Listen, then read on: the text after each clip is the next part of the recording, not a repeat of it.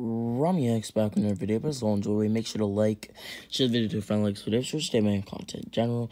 And with that being said, make sure to subscribe as I want to hit, well, I don't know, 11,000 subscribers, I'll say, by the end of September. If we could do that, that would be great. But yeah, with that being said, make sure to share the video to your friend, like, so there's your statement content in general.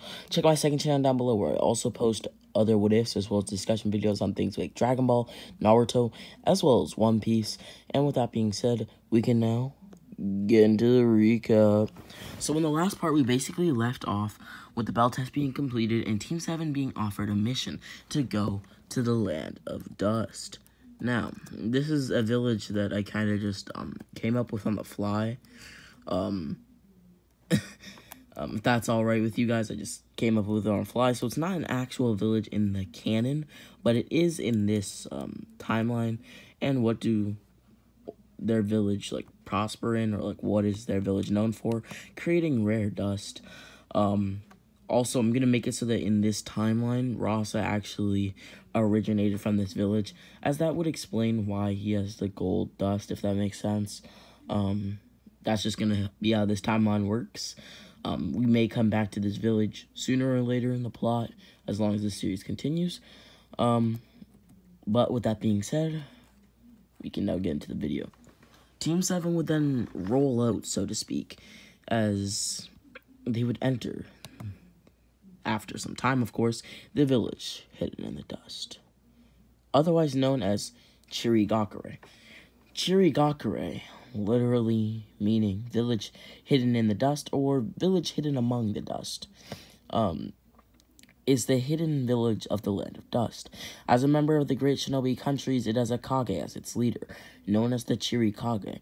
There has been only one official Chirikage, the founder of the village, Jiro Uchiha. You see how the leaf was able to go here?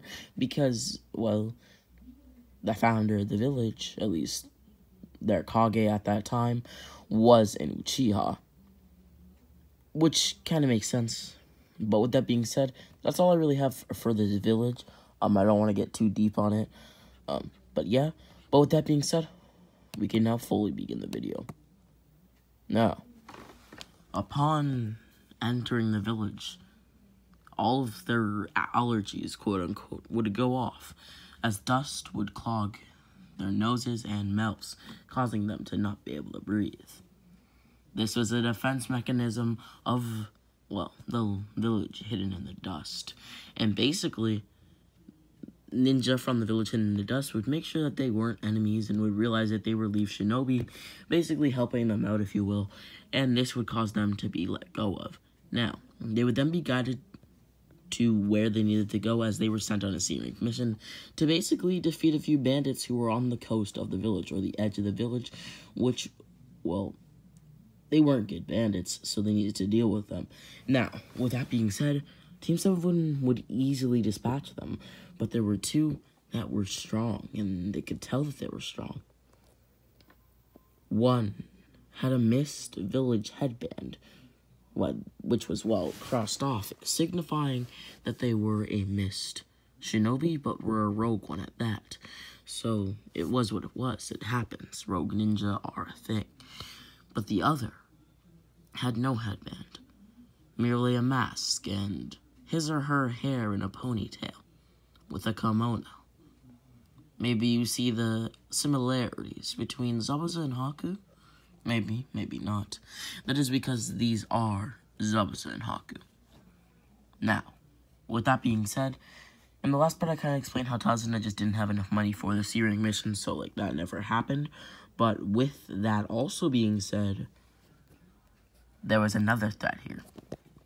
Now, since they already went on the Searing mission before, or I guess you could say, since Zabuza and Haku already, destroyed the Land of Waves, where Naruto, Sasuke, and Hinata would be going if they didn't go on this mission, they're actually going here, and this is their first mission outside of the leaf. Now, with that being said, there was another threat, like I said before.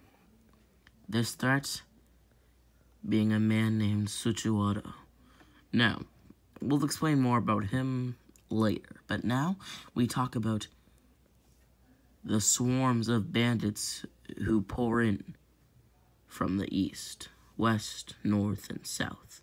It had seemed like their numbers had increased sporadically and instantaneously even, basically causing Kakashi, not Sakura, get that useless, no, I'm just playing, Hinata, and Sasuke to have to deal with hundreds of thousands of bandits. Not literally, almost like 70,000 would be there, and they would be being taken out in swarms, like rapid swarms. This is a stronger Sasuke, stronger Naruto, a bit stronger Kakashi, and a bit stronger Hinata, because I did explain how she trained a lot, not just a little bit, but a lot, because, well, Naruto, and she didn't want to get left behind, and wanted Naruto to basically see her as, like, you know, somebody. She wanted to be noticed by Naruto Senpai, so to speak. Now, with that being said, a lot would change here. Eventually, all the bandits would be taken out. But a problem emerged. Both Kakashi and Sasuke would pass out, and Hinata was on the verge of it. You see, multiple times, bandits had been able to slice and make Sasuke as well as Kakashi and Hinata bleed multiple times over. Even Naruto would be in shambles and already passed out on the floor near death, if it weren't for his Uzumaki healing regen and the Nine Tails within him, which he couldn't care less for. Now, here we would see Hinata then fall to the ground, trying to maintain her consciousness, as she would tell Naruto that there's still 2 more people. She can see them with her Byakugan. They're hiding behind the trees to the north.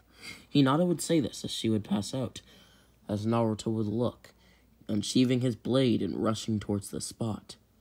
Immediately, he would attack the 2 people, Zabuza and Haku, and eventually, he would tap into the power of the Nine Tails. With this power and Blaze release at his side, he would be able to do substantial damage to both Zabuza and Haku, but it came at a price.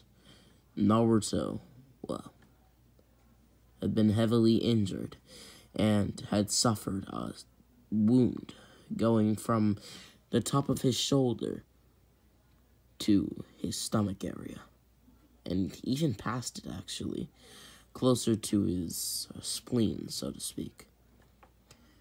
Naruto was barely able to heal from this attack, as he would have to draw more power from the Nine Tails as he would grit his teeth. He didn't like to do this, not in the slightest. Actually, he hated doing it. But with that being said, he would let it happen. Naruto would then fall on his knees as a man would come out, wearing only black, a black leather jacket with red surrounding the arms, a golden-hilted sword, and eyes purely yellow, almost as if it were a bullseye with multiple circles within it. Was this a dojutsu? Naruto thought to himself. But then he knew it couldn't have been. At least, that's what he thought, as he would ask if, well, they were done the mission, thinking that this was some, shinobi from Shirigakure, as this person was wearing the headband on his arm. This person would then take the headband off of his arm, dropping it to the ground. As it thudded to the ground, Naruto's eyes would widen. This was no shinobi from Shirigakure, or the village hidden in the dust. Naruto would then stand, as he would ask what the man wanted, and if he was just another bandit. Naruto felt dumb asking this question, because how this man was dressed, how he just carried himself, was much different than this, 70,000 scoundrels that they had encountered. Much, much, much different. Naruto would then ask why he was there, as the man would speak. My name is Sushiwara. I am a great ninja from a village far, far away. It's known as Akumagakure, or the village hidden in the shadows. Would you like to learn more about it, my friend? We're not friends. I don't even know who the hell you are. Whoa, whoa, whoa. I know who you are.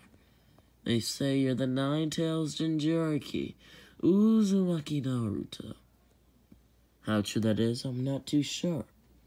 At least I wasn't before I saw you fighting. That chakra, it's akin to one of a Jinchuriki, which means that you must be the Nine-Tails, if anything else but a monster. Naruto would grit his teeth. I'm far from a monster. Don't blame me for the actions that my tailed beast caused. Oh, you're feisty. Quite feisty for a beast. The man would then unsheathe his blade, which he carried on his back. Now, let I show you the power I possess. I think you stumbled on your... Naruto felt a massive weight on his back, causing him to fall to the ground. Now, how's that? In a land far from here, where they practice a special technique known as wait. Some swordsmen who come out of the dojo, well, as masters, can learn a technique which allows the user to push gravity onto another person.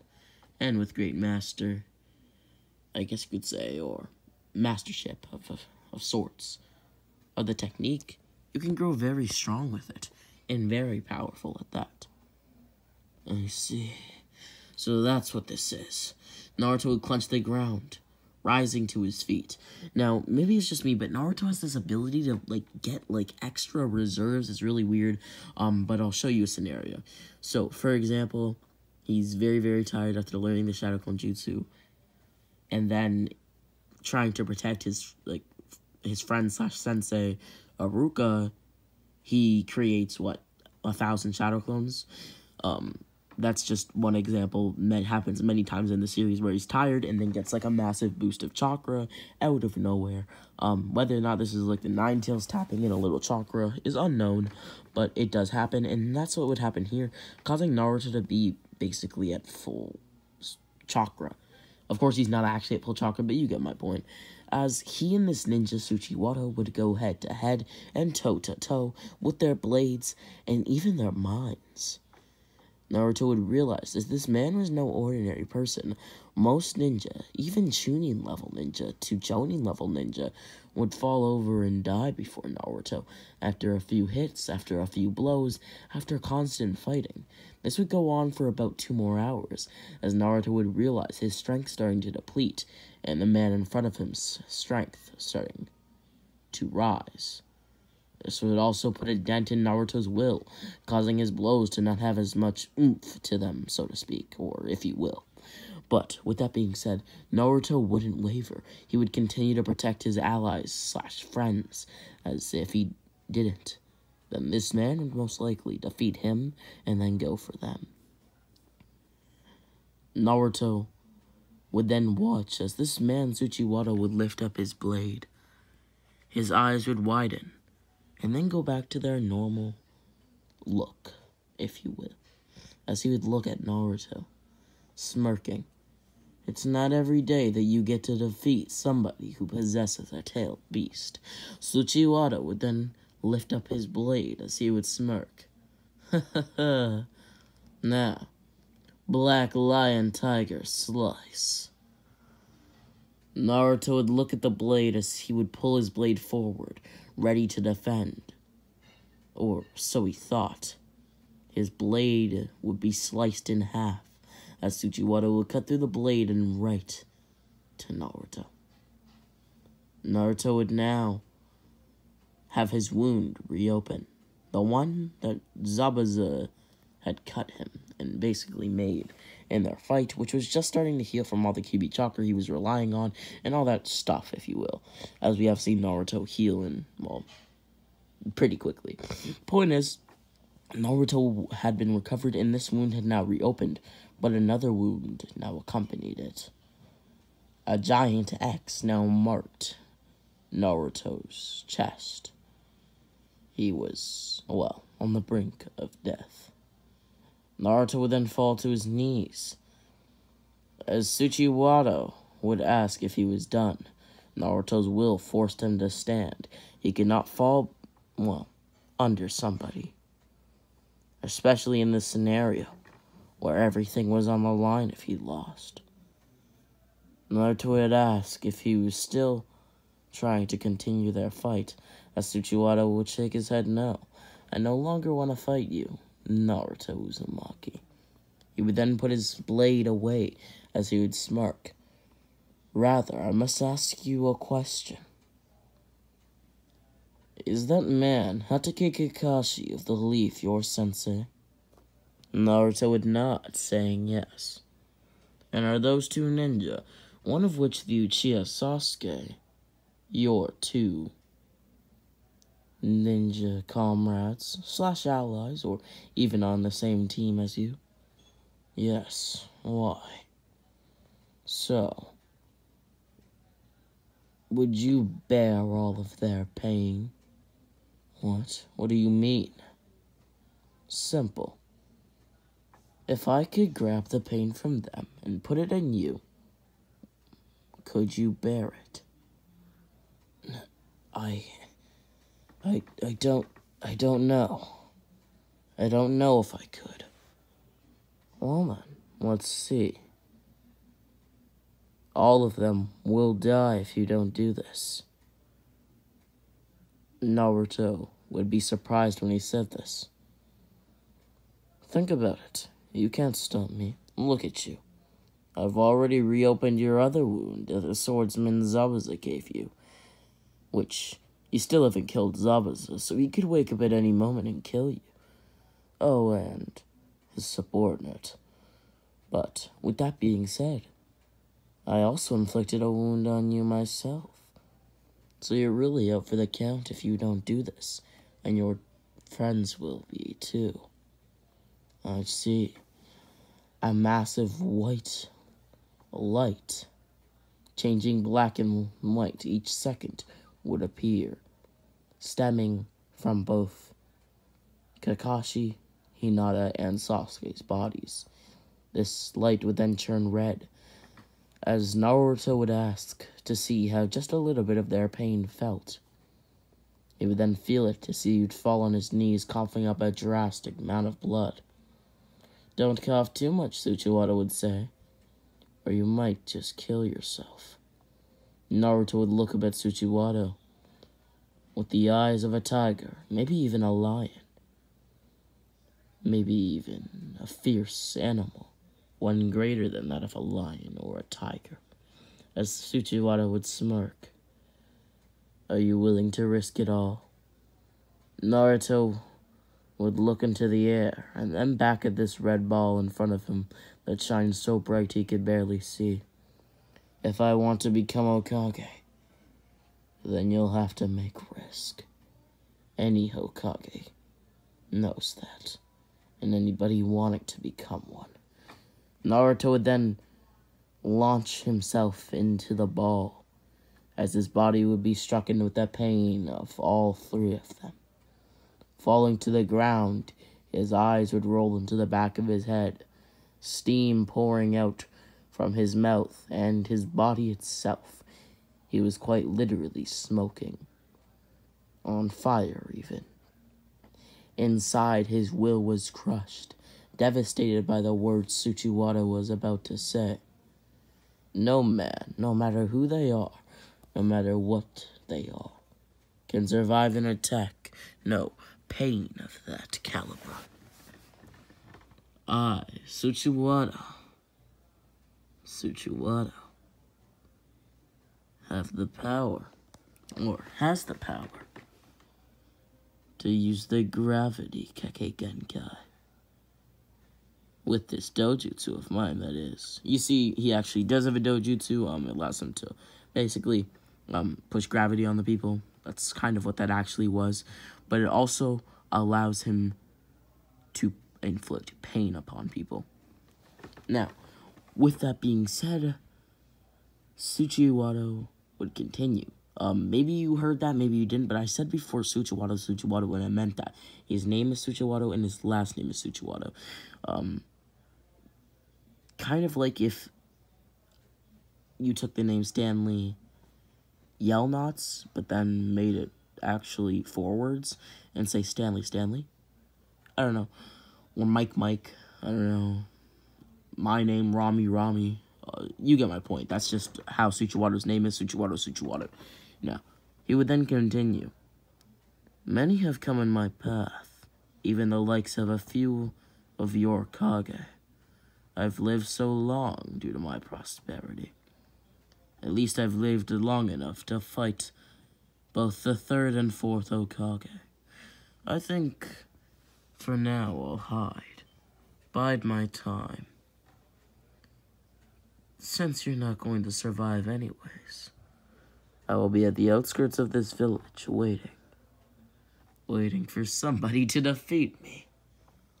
Laughing, Tsuchiwata would walk away,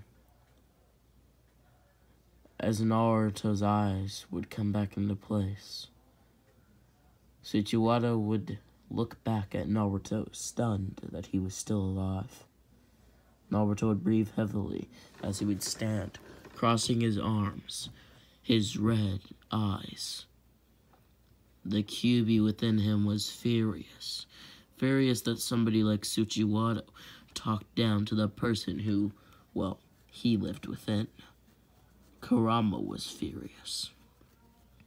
As Naruto would regain consciousness completely, without the help of the Nine Tails.